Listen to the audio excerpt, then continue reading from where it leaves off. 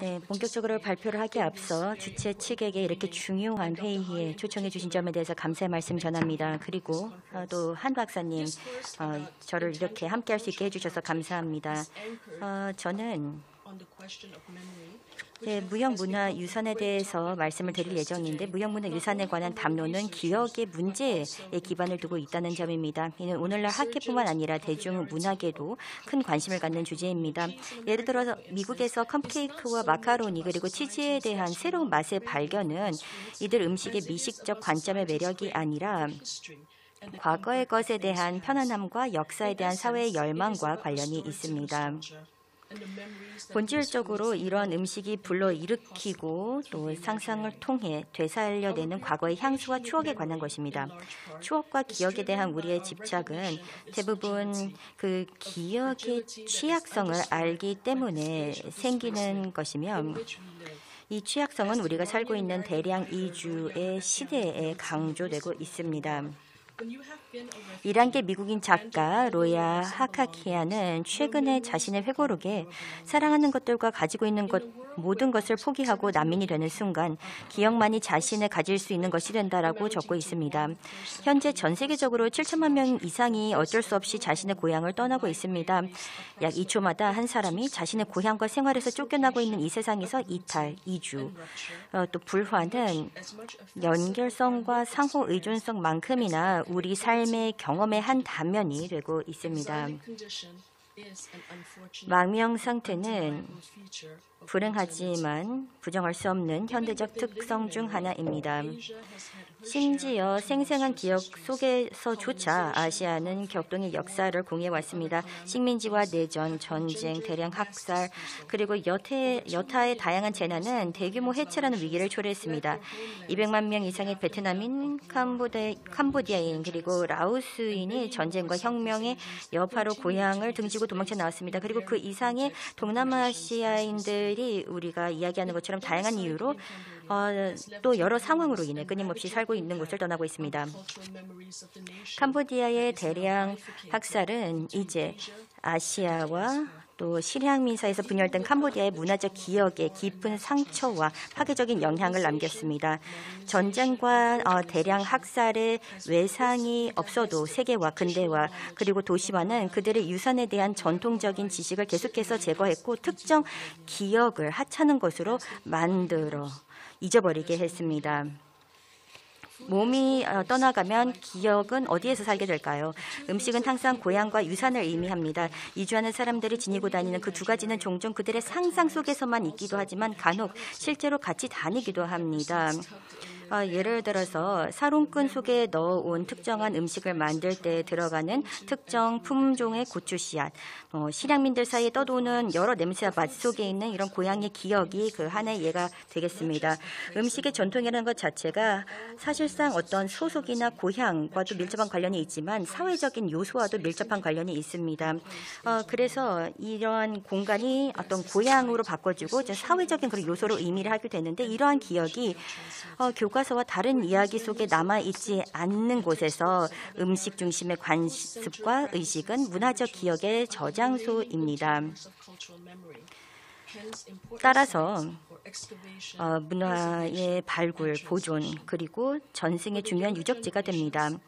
미래 세대가 자신들의 이런 문화적인 그 정체성뿐만 아니라 다른 공유하는 전통과의 연관성을 알게 되는 것은 종종 이러한 일상적 경험을 통해서다라고 볼 수가 있겠습니다.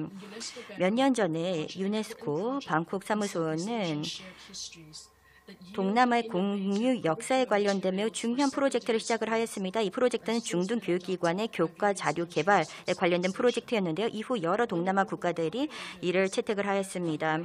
특히 쌀과 향신료에 관련된 단원이 많은 각광을 받았는데요. 이 해당 주제는 2권의 어린이 책으로 출판이 되었습니다. 그리고 필요한 사람들을 위해 무료로 배포가 되고 있습니다. 쌀과 향신료를 살펴보면 우리가 음식을 하나의 문화의 아카이브로서뿐만 아니라 동남아와 다양한 다양한 국가들을 연결하는 다시 말해서 동남아 그리고 세계를 연결하는 일상생활의 사소한 경험과 국제사회의 정치, 경제 그리고 사회적 권력과 과정을 연결하는 연결끈으로 바라보았습니다. 마찬가지로 우리는 쌀과 향신료를 동남아의 공통된 음식, 문화, 전통이나 경험이라는 관점에서만 보지 않고 동남아 민족과 세계의 다른 지역을 연결해주는 이주, 정신성, 사회성 그리고 문화적 관습을 이해하는 그러한 렌즈로 여기게 됐다는 특징이 있습니다. 음식 문화 같은 경우, 그 전통 같은 경우에는 그 지역의 역사와 또 다양한 이동 그리고 상호작용을 새롭게 재조명할 수 있는 기회가 됩니다. 그리고 문화적 흐름이 다방향성으로 이루어지게 되는데 이것이 단지 아시아 내지는 서에서 동으로 뿐만 아니라 아시아에서 다른 세계로 뻗어나가는 그런 다방향성의 문화적 흐름과도 관련성이 있습니다. 빵 같은 경우에도 특히 그 프렌치 인도 차이나에서의 그런 식민지 그런 시절에 대한 그런 기억을 상기시켜주고 있습니다. 즉 프랑스의 시민주의의 유산이다라고 볼 수가 있겠는데요. 또 베트남의 그 범미 같은 경우에도 또 이러한 구체적인 그런 특징들이 있다라고 볼 수가 있겠습니다. 그리고 태국과 캄보디아의 인기 있는 달걀 같은 경우에는 이런 그동안 이 디저트의 유래를 추적을 해보면 우리는 기억이 따라가는 우회적인 군사와 경로를 볼 수가 있고 이 경우 포르투갈, 동남아 그리고 브라질을 표시할 수 있을 뿐만 아니라 종종 눈에 더 잘 보이는 전쟁과 이런 정복의 유산에 의해 매장되고 또 희미해진 인류의 연대를 더 뚜렷하게 표현할 수 있다 하겠습니다. 제가 쌀과 향신료 프로젝트를 말씀을 드렸는데요. 그것이 갖고 있는 매우 중요성이 있지만 그뿐만 아니라 이 프로젝트가 우리가 일상적인 그런 관행들을 바라볼 수 있는 하나의 좋은 계기가 될 수가 있기 때문입니다. 문화유산은 하나의 아카이브로서 그리고 보다 다양한 가능성을 열어주기 때문입니다. 우리가 때에 따라서는 하나의 단일하게 이것을 보는 경우가 많은데요.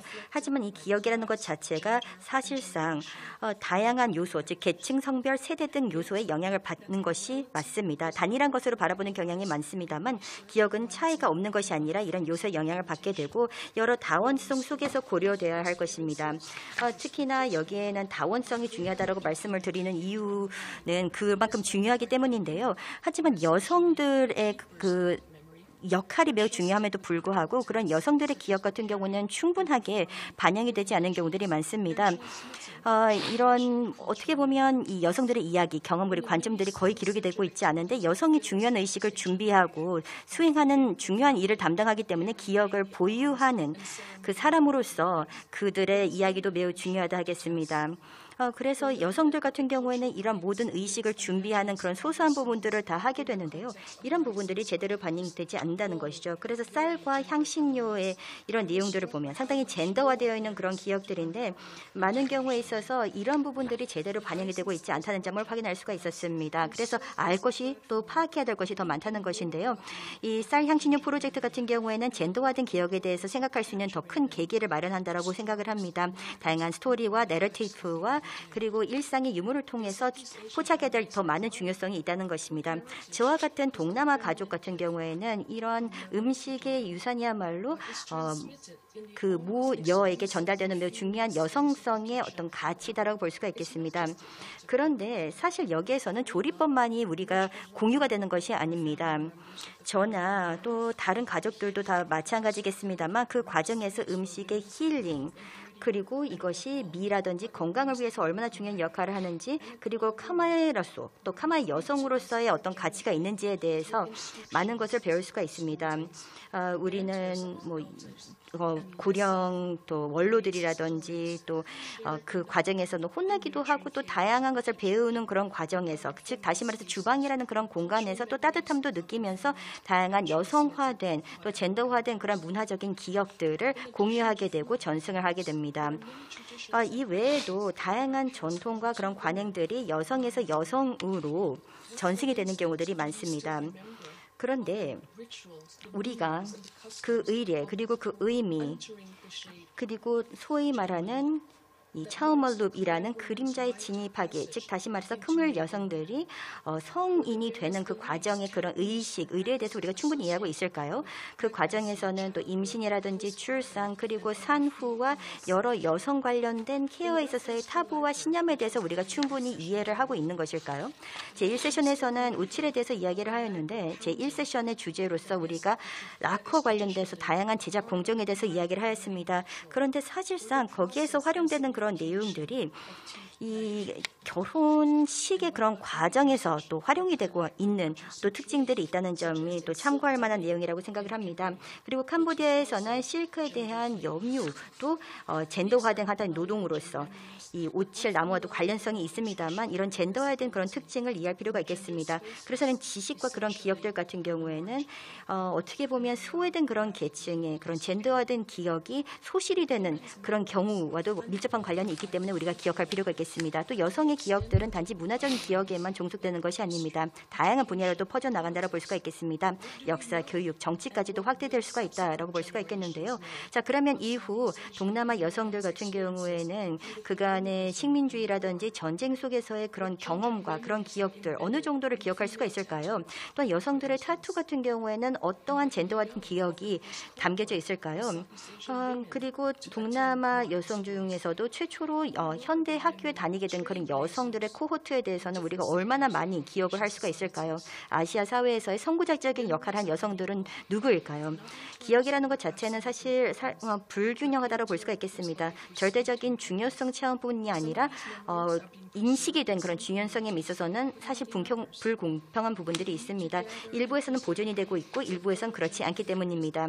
이런 기억과 젠더화된 기억을 계속해서 보존하고 전승해 나가야 될 필요가 있는데 분절화되거나 내지는 대량 이주가 발생한 공동체들 또 기억들 중에서도 매우 도외시되거나 내지는 점점 더 잊혀질 그런 위기에 놓여 있는 그런 공동체 기억들이 있는데 앞으로도 계속해서 대량 내지는 강제 이주라든지 세대별 또 언어별 그런 연결성의 부재로 인해서 소실이 될 가능성이 있습니다. 그래서 이런 공동체 같은 경우에는 세대를 계속해서 거듭할수록 그 손실은 되돌릴 수가 없습니다. 그렇기 때문에 유네스코와 같은 기관이 아주 중요한 역할을 할 수가 있다고 생각합니다. 왜냐하면 여기에서의 손실은 특정 국가, 특정 공동체에만 국한되는 것이 아니라 인류에 있어서의 큰 손실이기 때문입니다. 문화유산의 보호라는 이 과업은 여러 기관들이 동참할 수 있다고 생각합니다. 특히나 교육기관들이 할 수 있는 역할이 크다고 생각합니다. 예를 들어서 우리의 그런 공동체 이런 보건대 학생들, 버클리사의 학생들이 진행하고 있는 다양한 프로젝트가 있는데요. 이 프로젝트 같은 경우도 세계 곳곳에 산후의 조리법을 연구를 하고 있는데 이 프로젝트도 보면 젊은 세대들이 함께하고 있습니다. 이런 문화적 역사의 보존과 또한 수집에 있어서 동참을 하는데 이 과정에서 여러 세대 간의 소통과 보다 더 광범위한 공동체와의 연결고리를 형성하는 계기가 됩니다. 그리고 여성 중심의 프로젝트 같은 경우에는 모든 세대들에게 이 여성이 갖고 있는 지식과 또 스킬, 경험, 또 기여분에 대해서 다시금 확인을 하고 또 인정을 하고 존중을 할 수 있는 계기가 됩니다. 이런 이니셔티브를 학교의 교과 과정에 편입을 함으로써 학습의 과정을 보다 더 유의미하게 만들 수가 있다고 생각합니다. 살아있는 경험에 대한 어떤 뿌리를 확인을 할 수 있을 뿐만 아니라 문화적인 보존을 통해서 이런 기관들에 열심히 참여하는 역할을 바탕으로 보다 협업의 어떤 공유의 문화가 가능하다고 생각합니다. 학생들이 이러한 필수적인 그런 과정 통해서 습득하게 되는 지식과 스킬과 통찰을 활용을 하여 현재의 본인들이 살고 있는 세상의 과거와 현재도 파악을 할 뿐만 아니라 환경과 다른 사람들, 다른 민족과 공동체와의 연결성을 확인하는 좋은 계기가 됩니다. 그리고 그뿐만 아니라 훨씬 더 인게이지를 잘할 수 있는 그런 시민이 될 수가 있다는 것이죠. 아시아뿐만 아니라 21세기 세계 시민으로서 비판적으로 참여할 수 있도록 해주는 데 도움이 됩니다. 감사합니다.